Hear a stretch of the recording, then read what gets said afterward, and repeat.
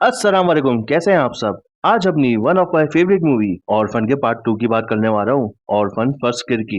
इसका पार्ट 1 भी मैंने एक्सप्लेन किया हुआ है। अगर मूड है तो भाई देख लेना, ऊपर आई बटन में लिंक आ रही होगी और डिस्क्रिप्शन में भी। इस मूवी में ऑर्फन में जो हुआ था ना, उससे पहले की स्टोरी है, तो मजा आएगा। तो वीडियो स्टार्ट करने से पहले मेरे चैनल को सब्सक्राइब कर लो, ये बच्चा खुश हो जाएगा। मूवी का स्टार्ट होता है 2007 एस्टोनिया से, जहाँ पे एक लड़की जिसका नाम एना है, एक मेंटल असाइलम में आती है।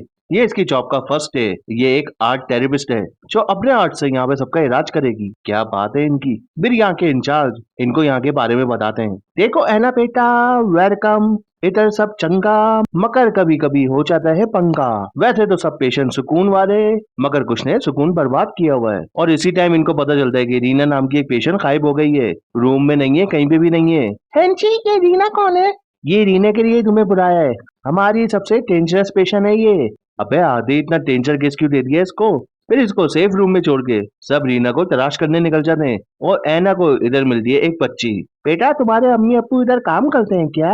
आपको ऐसा क्यों लगता है? अबे यही है रीना, और इसको मारने के फुल मूड में होती है, मगर स्टाफ वाले आके इसका मूड खराब कर देते हैं और इसको अपने साथ ले जाते हैं। फिर डॉक्टर ऐना को बताता है रीना के बारे में। इसको एक हार्मोनल डिसऑर्डर बीमारी है, जिसकी वजह से इसकी ग्रोथ रुक गई है, मगर ये 30 साल की आंटी है। और यहाँ से पहले ये मुख्तलिफ फैमिलीज के पास बच्ची बन के जाती है और उनकी कीमती चीजें चुरा के भाग जाती है। लेकिन लास्ट टाइम जिस फैमिली के पास गई थी ना, सबको मार दिया इसने। अबे फुल संगी औरत है ये, हर टाइम भागने की कोशिश करती है और हम इसके हाथ पांव बंद रखते हैं और ये उस पे भी इतना जोर लगा दिए कि खून आ जाता है। अच्छा, इसी के कट हैं इसके करे और हाथ में, और इसको इमोशनल से बहुत खेलना आता है। ऐना, तुम संभल के रहना यहाँ पे।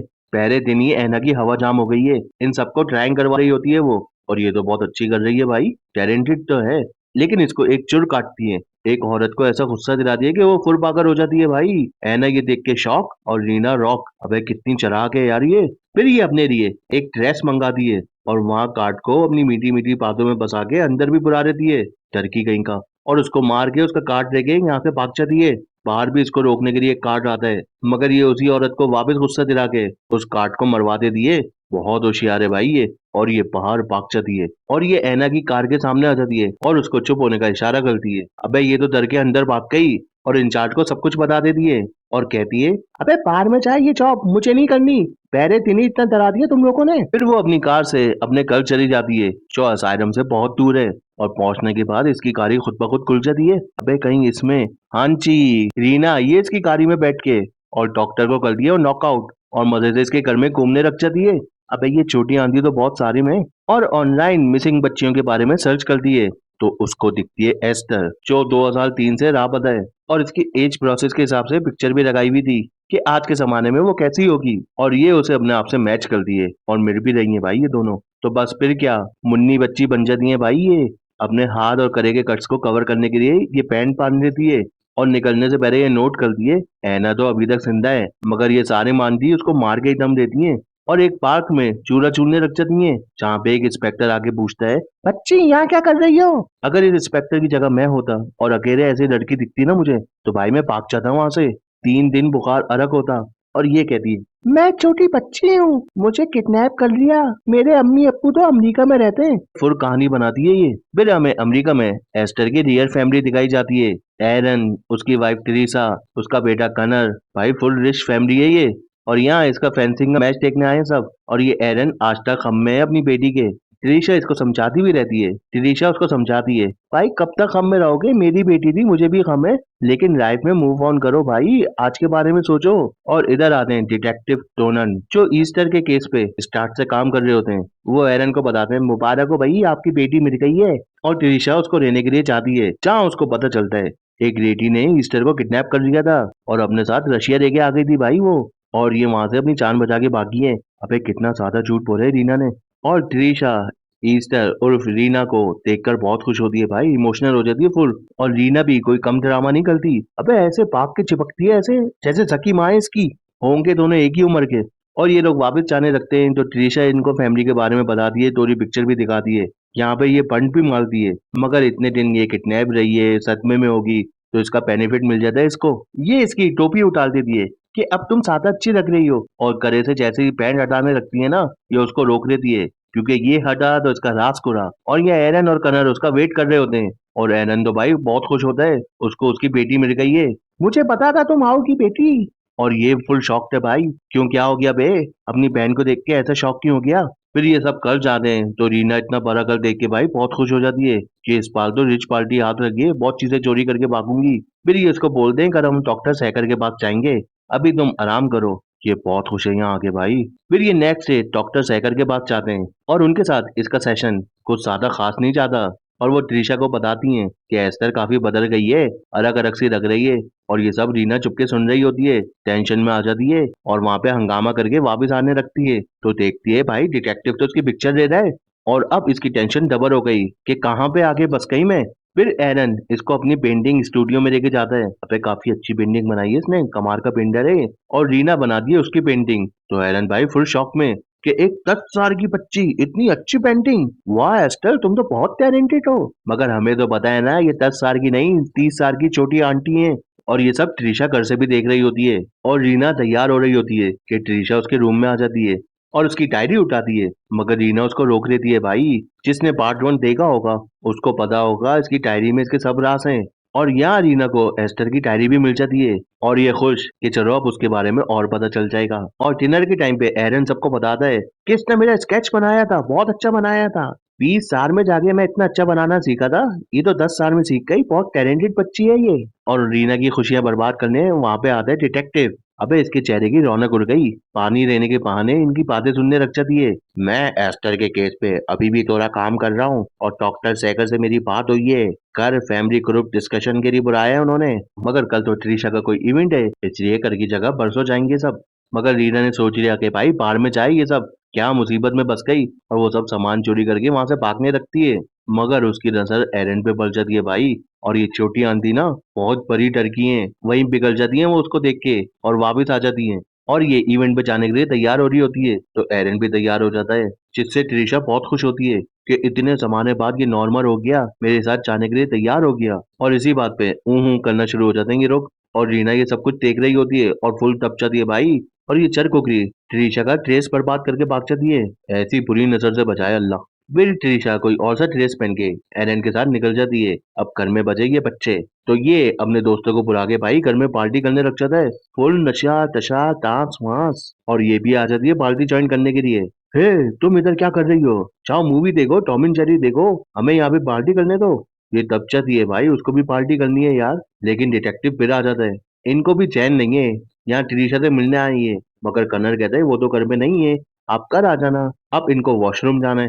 मगर ये वॉशरूम नहीं भाई, एस्टर के रूम में आते हैं और एक कैसेट पे जिसपे उसके फिंगरप्रिंट होते हैं उसको अपने साथ ले जाते हैं। लगता है चाचा को शक हो गया है एस्टर पे।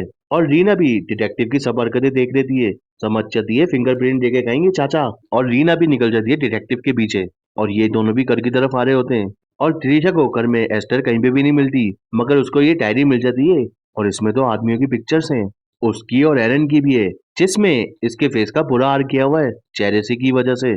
और डिटेक्टिव अपने घर में एस्टर के पुराने फिंगरप्रिंट और नए वाले इन दोनों को मैच करता है, मगर नो मैच। अबे कत्तू होंगे, ये बंदी अरक है। वो सोच रहा होता है कि अगर ये एस्टर नहीं है तो कौन होगी, तो बूम रीना चाकू मार देती है इसको। ऊपर जाके पता करना मैं कौन हूँ। और बुट्टे केस क्यों बंद नहीं कर रहा, किसी को मुझ पे शक नहीं है, त्रिशा को तुम पे शक है। और टिशुम टिशुम त्रिशा डिटेक्टिव को ही गोली मार देती है। ऐसा क्यों किया इसने? और यहाँ पे आता है एक ट्विस्ट, मुझे पता है तुम एस्टर नहीं हो, तुम एक बड़ी उम्र की औरत हो और एक वांटेड क्रिमिनल भी हो, इधर से सामान चोरी करके भाग सकती थी, मगर तुमने ऐसा नहीं किया। मतलब कुछ सादा बड़ा प्लान है तुम्हारा। हाँ बिल्कुल सही बोले, तुम्हारे मियाँ पे कब्जा करना चाहती है ये। मुझे जाने दो, मैं तुम लोगों को फिर कभी नजर नहीं आऊंगी। नहीं नहीं ऐसा नहीं हो सकता, एस्टर को 2 दफा गायब नहीं कर सकती मैं। क्या बोल रही है 2 दफा? मतलब कुछ तो गड़बड़ है बेटा। तो ये बताती है एस्टर और कनर में भाई नहीं बनती थी, तो एक दिन लड़ाई में इसने एस्टर को चांद से ही मार दिया। मुझे अपनी बेटी का बहुत गम था, मगर मैं एक माँ हूँ, अपने बेटे को जेल में कैसे जाने देती, तो इसलिए ये किडनैपिंग वाला नाटक किया मैंने। अबे भाग रही है फैमिली, मैंने इतना सब किया और तुम्हें लगता है तुम एक छोटी सी आंटी मेरी फैमिली को नुकसान पहुंचा सकती हो? ना मुन्ना ना। और जब से एस्टर गायब हुई तो एरन बहुत टूट किया था भाई, लेकिन तुम्हारे वापस आने की वजह से वो सही हो गया है। तो बेटा एस्टर का ड्रामा तुम्हें अब करना पड़ेगा, मेरा साथ दो या मरो।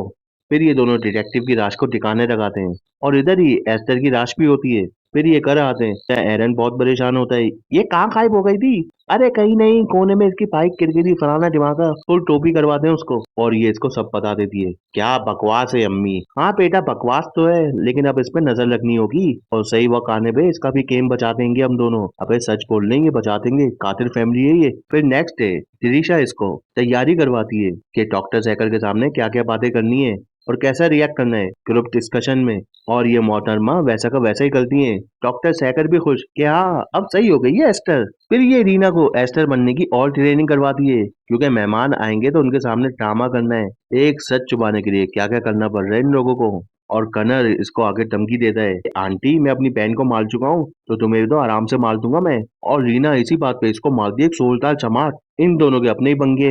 रात को ये लोग डिनर करने बैठते हैं तो रीना तबीयत का बहाना करके अपना खाना नहीं खाती और वो अपने रूम में जाके एक चूहे के सामने रख देती है। और ये और एरन स्टूडियो में पेंटिंग करने लग जाते हैं और ये बहुत खुश है भाई एरन के साथ। और त्रिशा ये सब देख के तब रही होती है। एरन के जाने के बाद उसके पास आती है कि बहुत दोस्ती हो रही है तुम दोनों की। उसको पता चल गया ना तुम उसकी बेटी नहीं हो, एक छोटी आंटी हो, तो तुमसे नफरत करने लग जाएगा वो। रीना ये सुन के भाई बहुत गम में आती है, लेकिन आधी रात को जब उसकी आंख खुलती है ना तो भाई चूहा तो मरा भरा है। मतलब इसका शक सही था भाई, खाने में सहल था। मगर इनको रीना का इतना पता नहीं है कि भाई वो कितनी बड़ी संगी है। सुबह त्रिशा की ट्रेनिंग में वो मरा हुआ चूहा तार भी दे दिए। त्रिशा की भाई फुर अच्छा दिए और यहाँ एरन अपनी पेंटिंग के एक्सिबिशन के लिए दूसरे शहर जाने लगता है। रीना बहुत ट्राई करती है उसके साथ जाने के लिए, पापा मुझे आपके साथ जाना है, पापा मुझे आपके साथ जाना है, क्योंकि उसको पता है अगर वो यहाँ रुकी तो ये दोनों मार देंगे उसको। मगर एरन अकेला ही जाता है और ये रेलवे स्टेशन में इनको मारने वाली होती है, मगर भाई कामयाब नहीं होती। और फिर ये उनसे अपनी जान बचा के भाई त्रिशा की गाड़ी लेके भाग भी जाती है और फुल चिल होके जा रही होती है। मगर पुलिस उसको रोक के वापस त्रिशा के पास छोड़ देती है और त्रिशा इंस्पेक्टर का शुक्रिया अदा करती है। मेरी बेटी ये पाखरों वाली हरकतें करती रहती है, अपने आप को सकम देती रहती है, ये फुल स्टोरी बना रही है ताकि किसी को शक ना हो जब वो मरे। और घर में आने के बाद ये दोनों इसको मारने लग जाते हैं और कनर इसको आगे स्टेयर से नीचे भी फेंक देता है।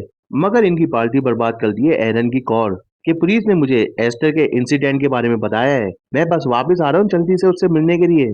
तो अब ये दोनों करें तो करें क्या, ये कहते हैं कि भाई उसके आने से पहले ही मार दो इसको। और कनर इसकी तलाश में एरन की स्टूडियो तक आता है जहाँ पे रीना इसी के बो एंड एरो से ना इसका गेम बजा देती है। और त्रिशा तो भाई पागल हो जाती है अपने बच्ची की मौत देख के और जंगलियों की तरह इसको मारने लग जाती है भाई। रीना के नकली दांत भी निकल जाते हैं भाई और इन दोनों की पागलपन की वजह से गैस भी ऑन हो जाती है। मगर नो वन केयर्स और इसकी वजह से ना पूरे घर में आग लग जाती है और ये दोनों छत पे पहुंच जाते हैं भाई। एरन भी घर पे आ जाता है और जब वो छत पे जाते हैं ना तो ये दोनों लटकी हुई है और त्रिशा इसको सच बताती है ये हमारी बेटी नहीं है, ये कोई छोटी आंटी है। और यहाँ ये मना कर रही होती है, नहीं नहीं ये झूठ बोल रही है, मैं आपकी बेटी हूँ। और इसी सब पंगेबाजी में त्रिशा का हाथ छूट जाता है और वो नीचे गिर जाती है, मतलब मर गई है। और एरन अब सिर्फ रीना का। मगर एरन के सामने उसके नकली दांत निकल आते हैं, ये समझ जाता है ये इसकी बेटी नहीं है। सुनो एरन ये सब मैंने तुम्हारे लिए किया है। मगर वो तो भाई फुल सदमे में, अबे बीवी बच्चे मरे हैं उसके, वो इसको मॉन्स्टर बोल देता है और बेचारा ये भी नीचे गिर के मर जाता है। अब सिर्फ बची तो ये घर में जाके फुल बच्ची वाला मेकअप करके बाहर आ जाती है। और नेक्स्ट डे का सीन दिखाया जाता है जहाँ पे ये डॉक्टर सहकर की क्लिनिक पे बैठी हुई है, जहाँ डॉक्टर सहकर बता रही होती है बेचारी की किस्मत बहुत ही खराब है, पहले ये किडनैप हुई, अब इसको फैमिली मिली तो वो सब मर गए, अब क्या होगा इस मासूम बच्ची का। हाँ हाँ परी मासूम बच्ची अपने घर पे ले जाओ उसको। तो इंस्पेक्टर कहती है एक अडॉप्शन एजेंसी से मैंने बात की है, वहाँ पे शायद कोई अच्छी फैमिली इसको गोद में ले ले। रीना की ये चलाकी वाली स्माइल के साथ मूवी एंड हो जाती है। तो आपको वीडियो कैसी लगी मुझे कमेंट में बताना, चैनल को सब्सक्राइब करना, लाइक करना, शेयर करना, सब कुछ कर देना भाई। और इंशाल्लाह जल्द मिलेंगे, जब तक अपना और अपने घर वालों का ख्याल रखना।